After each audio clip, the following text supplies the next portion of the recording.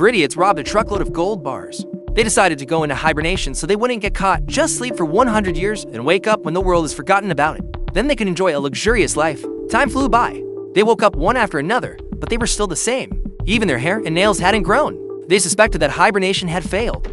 They went out of the cave and found that not much had changed. The highway was still there. Curly lost his temper. He said maybe they'd only slept a few hours. Then Fatty realized someone else hadn't woken up. They'd get there and find the hatch broken by a rock. The companion had been reduced to a skeleton. The death of this unlucky man meant that 100 years had passed. Seems like they could enjoy the new world if they got the gold out of here. They quickly loaded the gold bars into the car before leaving. Curly told his partner to get a bucket as he walked away.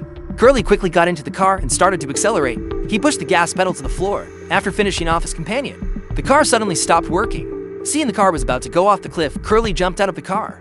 The car rolled down the cliff with all the gold. Fatty ran to the edge of the cliff. He didn't blame Curly because now he could get more gold. Without the vehicle, they had to walk to a nearby town. The desert was scorching hot. Soon, Fatty couldn't go any further. They sat down to rest. Fatty said, "It's been 100 years. What if the human race is now extinct? No matter how rich they are, it's useless." At that moment, an aircraft flew over the sky. Seems like his worries were unwarranted. Then Curly took out his kettle and drank it. Fatty went to look in his bag, but he lost his. Fatty was dying of thirst. Curly said he had water. Fatty was about to reach for it. Curly said, "It's okay to drink water, but a gold bar for a sip of water."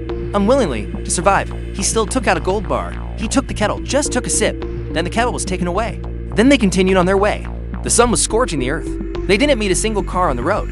Fatty couldn't hold out again. The trade continued, but Curly only let him drink a little bit each time. And so it went on for several times. Fatty paid for his life. Curly made money from the water.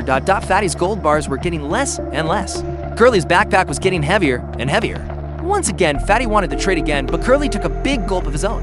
He said there wasn't much water left. It's time to raise the price to gold bars for a sip of water. Fatty emptied his backpack, but there were only 3 gold bars left. He picked up 2 of them. Curly handed in the kettle. Fatty poured it into his mouth. Curly was in a frenzy. Now, all the gold was his. When Curly wasn't looking, Fatty instantly rose up. He hit Curly with gold bars, so the greedy Curly went offline. Then Fatty continued his journey. But due to the heavy weight of the gold, he soon ran out of energy. He didn't even want the gold that had fallen.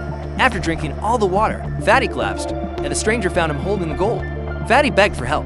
He said that if he brought himself to the town, he promised to give him a gold bar. "It's real gold. You can have it."